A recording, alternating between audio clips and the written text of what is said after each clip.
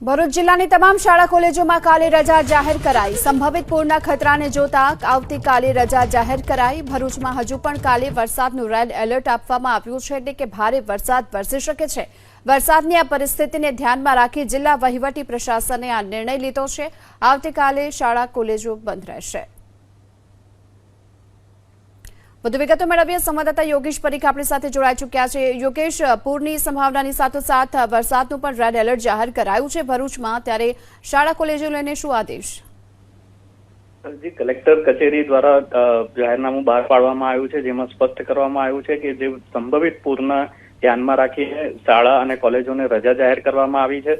એની સાથે સાથે હાલની પરિસ્થિતિને જોઈએ તો જે નીચાણવાળા વિસ્તારો છે ભરૂચ જિલ્લાના ફુરજા બંદરથી લઈને જે ગાંડિયા બજાર વિસ્તાર છે ત્યાં પાણી ભરાવાના શરૂ થઈ ગયા છે।